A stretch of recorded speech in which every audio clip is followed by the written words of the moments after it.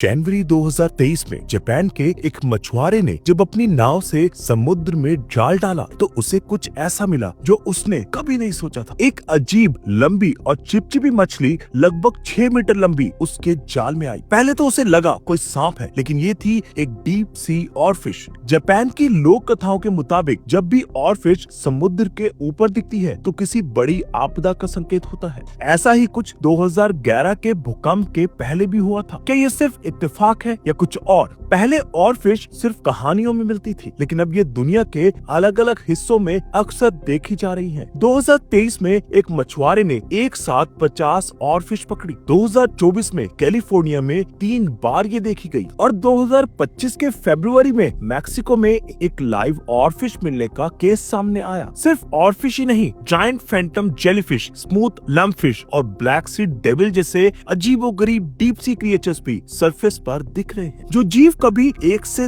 2 kilometre गहराइयों में मिलते थे, वो अब समुद्र के ऊपर क्यों आ रहे हैं? दुनिया का 71% हिस्सा पानी से ढका है, लेकिन इंसान ने सिर्फ 5% समुद्र का ही एक्सप्लोरेशन किया है। बाकी 95% अब तक एक राज बना हुआ है। जब गोवा के बीच पर खड़े होकर समुद्र देखते हो तो सिर्फ ऊपर की परत को देख पाते हो। इसे कहते हैं सनलाइट जोन। इस जोन में ही फोटोसिंथेसिस होता है और जीवन सबसे ज्यादा रंगीन होता है। जैसे जैसे नीचे जाते हैं रोशनी घटती है। 1000 मीटर के बाद तो पूरा अंधेरा होता है। यहीं से शुरू होती है एक अलग ही दुनिया, एक ऐसी दुनिया जो अनजानी है। अंधेरों में चमकते ये डीप सी क्रिएचर्स जादू नहीं, साइंस का कमाल है। इनके पास होती है एक खास शक्ति, बायोल्यूमिनेसेंस। 2 केमिकल्स ल्यूसीफेरिन और ल्यूसीफेरेज जब रिएक्ट करते हैं तो गर्मी की बजाय रोशनी निकलती है। ये क्रिएचर्स इस रोशनी का यूज करते हैं अपने शिकार को फंसाने, दुश्मन से छुपने या एक दूसरे से बात करने के लिए। जैसे एक जेलीफिश होती है जिसके शरीर पर रेनबो जैसे रंग चमकते हैं, और एक छोटी सी मछली जिसका नाम है सी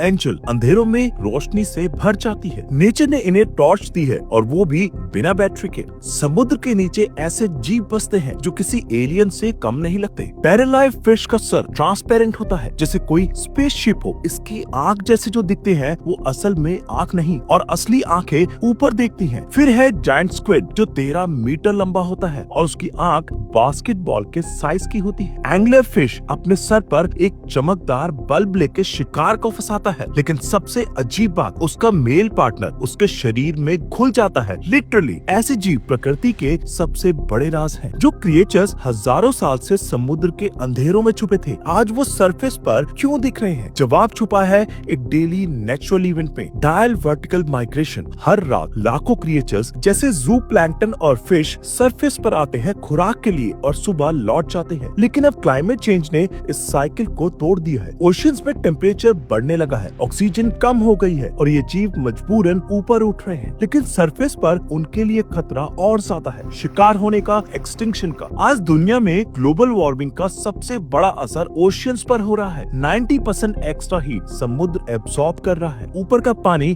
गर्म हो रहा है, नीचे का ठंडा रह जाता है। गर्म पानी हल्का होता है, इसलिए ऑक्सीजन नीचे नहीं पहुंचती। डीप सी क्रिएचर्स जो स्टेबल ऑक्सीजन लेवल के साथ इवॉल्व हुए थे, अब ऑक्सीजन की तलाश में सरफेस की तरफ जा रहे हैं। लेकिन ये उनके लिए मौत का सफर है। साइंटिस्ट कह रहे हैं कि 2100 तक एबिसल जोन का टेम्परेचर 1 डिग्री सेल्सियस बढ़ सकता है और एक्सटिंक्शन का खतरा और भी बढ़ जाएगा। जब deep sea creatures climate change से जूझ रहे हैं, तब कुछ लोग उनकी दुनिया में पैसा कमाने घुस रहे हैं। डीप सी माइनिंग का मतलब है समुद्र के तह से गोल्ड, सिल्वर और रेयर मेटल्स निकालना। लेकिन इससे यूनिक जीवों का हैबिटेट बर्बाद हो जाएगा। स्केली फुट स्नेल जिसके पैर आयरन के बने होते हैं, अब सिर्फ 3 जगह मिलता है और माइनिंग कंपनीज वहीं घुसना चाहती हैं। इंडिया में भी केरला के पास डीप सी माइनिंग की प्लानिंग हो रही है। ये सिर्फ एनवायरनमेंट का नहीं, इंसानी लालच का भी सबूत है, एक खौफनाक ग्रीड। आज भी डीप सी माइनिंग ऑफिशियली शुरू नहीं हुई है, लेकिन दुनिया भर के बिलियनियर्स और पॉलिटिशियंस प्रेशर डाल रही हैं ताकि जल्दी से परमिशन मिल जाए। यूनाइटेड नेशंस की इंटरनेशनल सीबेड अथॉरिटी पर अब सबकी नजर है। अब तक 32 देश ओपनली माइनिंग का विरोध कर चुके हैं। ग्रीन पीस ने एक पिटीशन लॉन्च की है, stop deep sea mining before it starts. 30 lakh लोग साइन कर चुके हैं। ये एक मौका है जहां हम शुरू होने से पहले ही बर्बादी को रोक सकते हैं। डीप सी सिर्फ अजीबोगरीब जीवों का घर नहीं, बल्कि जिंदगी का स्टार्टिंग पॉइंट भी है। साइंटिस्ट मानते हैं कि लाइफ शायद पहली बार हाइड्रोथर्मल वेंट्स के पास ही शुरू हुई गई थी। अगर हम डीप सी को बर्बाद करते हैं तो हम अपने एग्जिस्टेंस के फाउंडेशन को ही काट रहे हैं। जैसे महात्मा गांधी ने कहा था, दुनिया में सबकी जरूरत के लिए काफी है, पर किसी एक की लालच के लिए नहीं। ये सिर्फ क्रिएचर्स की फाइट नहीं है, ये हम सबकी है। अब वक्त है जागने का, बोलने का और नेचर के साथ खड़े होने का।